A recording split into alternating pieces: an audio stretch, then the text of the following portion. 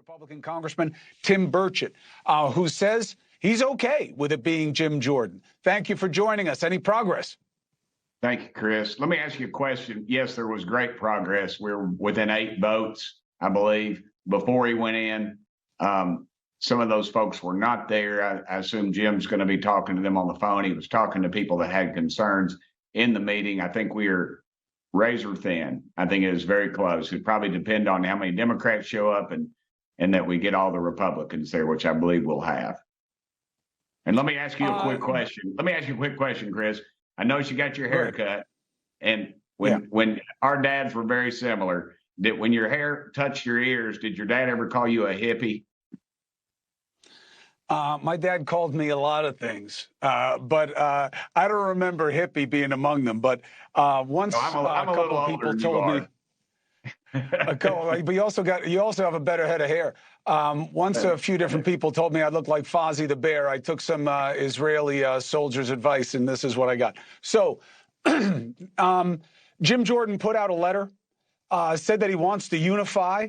It was not typical talk for Jim Jordan, who's been known as a bulldog and a big investigator of the Democrats. Did the letter help? And do you believe? By the way, you're not on the fence, right? You're not a holdout.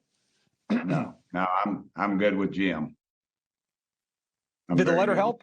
Yeah, I think the letter was very effective. It addressed a lot of the concerns that were out there, and frankly, some are out there in the media, and there's talk of him and people calling people and getting ugly with them over the phone, and that was not Jim. It's not his people. I often wonder sometimes if some of your opposition pulls those kinds of stunts. The political game.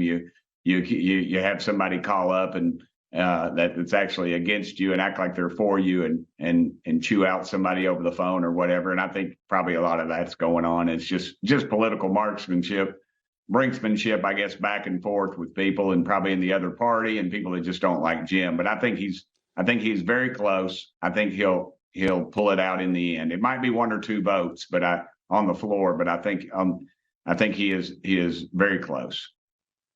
Do you believe that he would make deals with the Democrats that he often demonizes?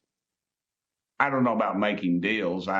I think he talked about there's always room for compromise because, frankly, we have some Republicans in districts that Joe Biden won, and he understands that, and that sending them to the woodshed publicly is not the best way to get them reelected in their very tough districts. And I think Jim understands that more than most. He talked about compromises and specifics that he would do, and his long-term strategy. And for me, that was kind of refreshing because we haven't really had that in the past. It's kind of been a thing. Let's see what we can do to get the votes, not let's do what's right.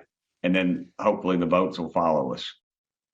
What do you think about the Democratic proposal for an immediate ceasefire between Israel and Gaza? I think if you're for Hamas, that's probably a pretty good deal. Why is it that especially our United Nations, and I spoke about that to a group of Jewish folks in back home this weekend. The United Nations has jumped all over, this thing when Israel finally goes into Gaza and talks about the lives that need to be saved. What about the 700 people that were slaughtered? I mean, you're a dad. You saw those pictures. I mean, that grips at your heart. I think this is Israel's war, and we need to let them fight it. And they're going to show the rest of the world how these things are done. And yeah, it's brutal, but you got to remember Hamas. First of all, where they came over was the gate that's used primarily for medical aid and food. Then when Israel said, they don't do like everybody else. Hamas just goes in there and slaughters innocent people. Israel, the Jews, they call over there and they say, hey, we're coming through here. Y'all get the hell out of there. And then what does Hamas do? They stop them at the border with the AKs and they start shooting their own people. They are vicious. They're savages. They're terrorists.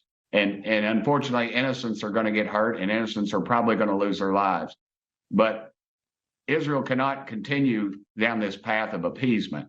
And I think the rest of the world is going to see that. And dadgum, I wish the president wasn't going over there. I think it's a gutsy, bold move, but I really wish he wasn't going over there because, my dad fought the Japanese in the Pacific, and he used to say, buddy, when somebody's willing to lose their life to take you out, there's not a whole lot you can do sometimes. Yeah, I just wish they hadn't announced the day, but we'll see how it goes. Hopefully they can keep them safe. It's the last thing we need right now. Congressman, thank you very much. I'll keep you in the loop. Thank you, brother. You're the man. All right. God bless and be well.